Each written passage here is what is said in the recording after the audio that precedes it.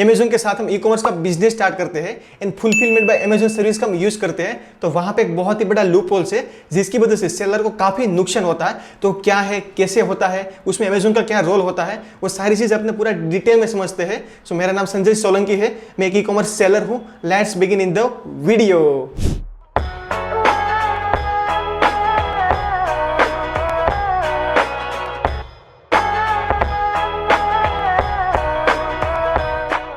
तो यहाँ पे जो पर्टिकुलर इशू है वो है अमेजोन एफबीआई के रिगार्डिंग। तो मैं आपको पूरा डिटेल में एक्सप्लेन करता हूँ, पूरा प्रैक्टिकली आपको एक्सप्लेन करता हूँ। तो सीधे मैं आपको लेकर चलता हूँ लैपटॉप की स्क्रीन पर।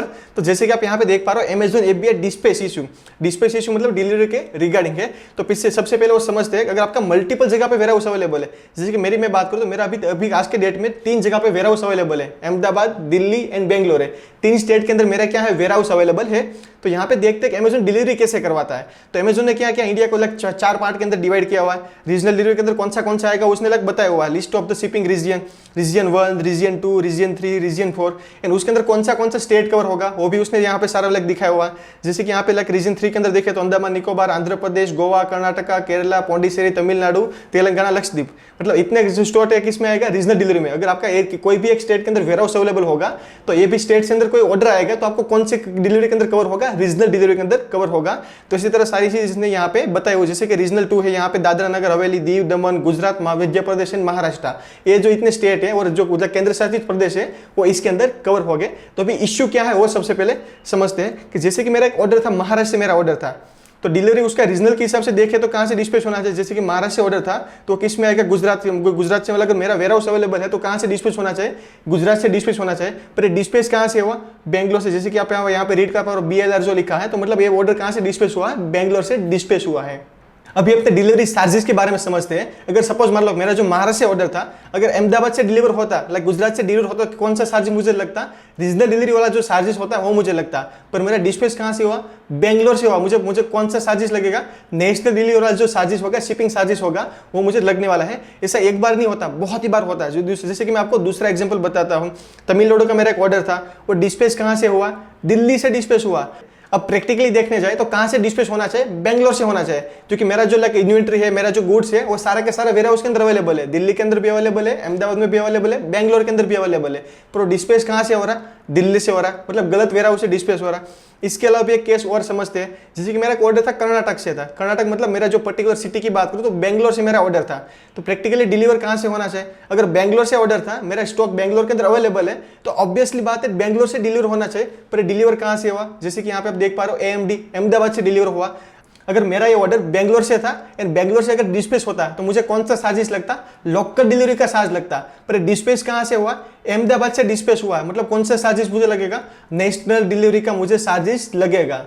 मैंने इसकी रिगार्डिंग अमेजोन की जो सपोर्टिंग आती है उसका कांटेक्ट किया, मैं सर ऐसा हो रहा है, मतलब गलत वेयर हाउस से मेरा डिस्पैच हो जा रहा है, मुझे चार्जेस ज्यादा लग रहा है। तो उसने बताया सर हमारा जो सप्लाई चेन के हिसाब से होता है, अगर हमको लगता है कि यहाँ से मतलब फास्ट में गुड्स पहुंच सकता है तो उस वेयर हाउस से डिस्पैच कर देते। तो सपोज मतलब पहले केस में तुम समझ लेते, जैसे कि यहाँ पे है कि मुंबई, मतलब मे भी पॉसिबल है बेंगलोर से फास्ट वो डिलीवरी करा सकते हैं मुंबई में एज कम्पेयर टू अहमदाबाद। पर एक केस के अंदर तो कोई लॉजिक ही नहीं बनता। अब तमिलनाडु का ऑर्डर था, आप ही मुझे बताओ अगर बेंगलोर से डिस्पैच होता है तो जल्दी पहुंचता या दिल्ली से डिस्पैच होता है तो जल्दी पहुंचता है। अब लॉजिक बताओ। इसके बाद ये चीज देखो, कर्नाटक का ऑर्डर था, बेंगलोर का ऑर्डर था, बेंगलोर के अंदर मेरा गुड्स अवेलेबल है, अगर बेंगलोर से डिलीवरी होता तो जल्दी पहुंचता या फिर अहमदाबाद से डिलीवरी होता तो जल्दी पहुंचता। लाइक आप ही मुझे बताओ तो कौन सा सेंस बना, क्योंकि इसके अंदर क्या होता है, हमारा बहुत ही बड़ा लॉस होता है। एंड इसके रिगार्डिंग मैंने कंप्लेन किया तो उसने मुझे बताया कि सर आपको रिम्बर्समेंट मिल जाएगा। एंड रिम्बर्समेंट कितना मिलेगा वो भी उसने बताया कि सर आपको पर ऑर्डर 20 रुपीज रिम्बर्समेंट मिलेगा। कि लेट्स से उसने बताया कि सर आपको 60 डेज के अंदर रिम्बर्समेंट मिल जाएगा। एंड सपोज मान लो 60 डेज के अंदर आपके 100 हो जाए ऐसे ऑर्डर थे जो गलत वेयर हाउस से, मतलब दूसरी जगह से डिस्पैच हुए, तो पर ऑर्डर के हिसाब से आपको लाइक अमेजोन कितना पे करेगा, 20 रुपीज। तो यहाँ पे प्रैक्टिकली अपने समझते हैं 20 रुपीज के हिसाब से अपने देखने तो 2000 प्लस वो GST पे करता, तो टोटल कितना हो गया, 2360 रुपीज हो गया।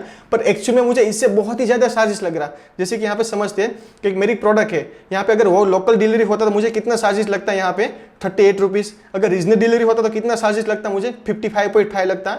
एंड नेशनल डिलीवरी होता तो कितना चार्जेस लगता, 85।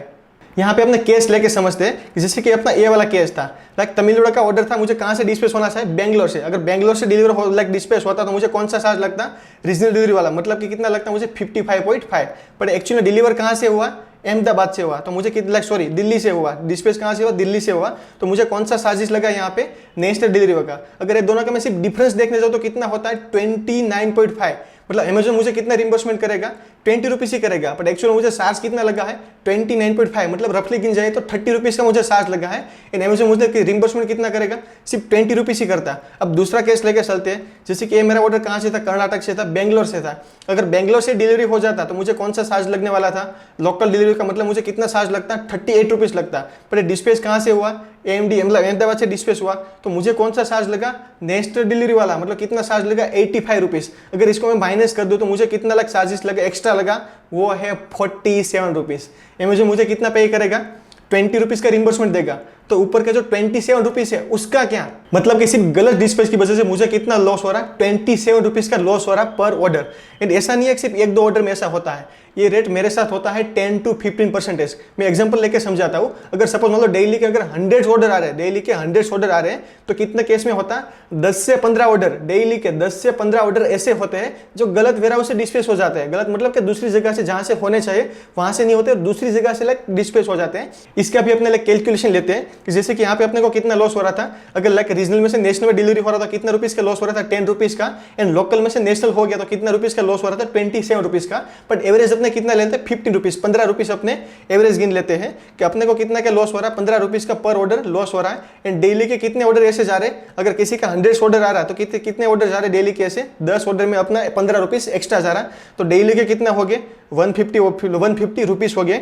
मल्टीप्लाई बाय 30, अगर पूरे मंथ का हम देखें तो कितना हो गया, 4500 का नेट लॉस हो गया, जिसमें हमारी कोई गलती नहीं थी। हमने तो लाइक मल्टीपल वेयरहाउस ही इसलिए ओपन करा कि हमको डिलीवरी चार्जेस में बेनिफिट मिले, कि हमारे दिल्ली के अंदर वेयरहाउस है, वहां से नजदीक में डिलीवरी हो जाएगा तो डिलीवरी चार्ज में बेनिफिट मिलेगा, प्लस उसका जो लाइक लोकल इन स्टॉक होता है उसके अंदर बेनिफिट मिलेगा, अपनी विजिबिलिटी बढ़ेगी।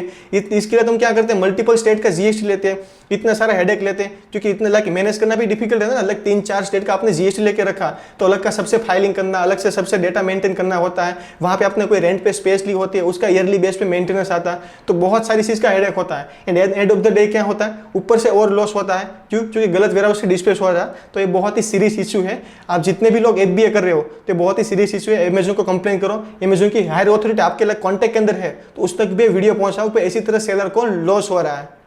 एंड ये जो गलत डिस्पैच होता है उसका अमेजन पे कोई रिपोर्ट अवेलेबल नहीं है, वो आपको सिर्फ मैन्युअली चेक करना पड़ेगा। अगर आपको चेक करना तो कहां पे जाओगे, जो मैनेज ऑर्डर के अंदर जाओगे तो वहां पे एक जो ऑप्शन आता है प्रिंट टैक्स इनवॉइस, तो वहां पे जाओगे तो कौन से वेयरहाउस से डिस्पैच हो वहां पे वो वेयरहाउस का नाम लिखा होता है एंड कौन से स्टेट के अंदर डिलीवरी हुआ, तो वहां पे सिर्फ मैन्युअली आप चेक कर सकते हो। इसका ऑनलाइन कोई चीज है उसका मतलब रिपोर्ट निकल जाए कि कितना गलत डिस्पैच हुआ है, उसका कोई रिपोर्ट अवेलेबल नहीं है।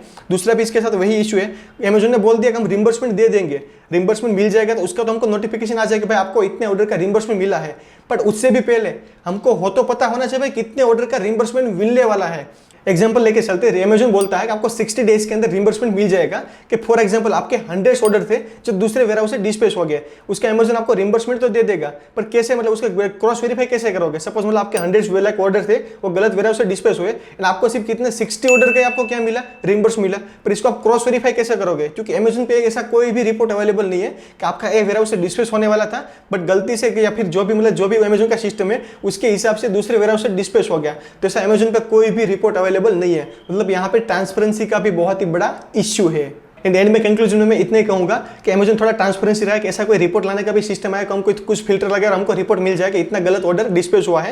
एंड दूसरा जो अमेजन रिम्बर्समेंट देता है वो भी काफी कम अमाउंट है, तो अमेजन वो भी कर सकता है जितना एक्चुअल में उसको लॉस हुआ। जैसे कि यहाँ पे 47 रुपीज का लॉस हो रहा तो 47 अमेजन दे सकता है, 29 रुपीज का लॉस हुआ तो अमेजन 29 रुपीज दे सकता है। तो ये दो चीज अमेजन कर सकता है। एंड इसके अलावा भी मैंने बहुत ही सारे वीडियोस क्रिएट किए हैं ई कॉमर्स पे, तो मेरी चैनल पे जाकर पूरे के पूरे वीडियोस आप देख सकते हो। एंड इसके रिगार्ड आपको कुछ भी क्वेश्चन क्वेरी तो मुझे कमेंट सेक्शन में जरूर से बताएं, मैं आपको मिलता हूँ नेक्स्ट वीडियो में। तब तक के लिए बाय बाय।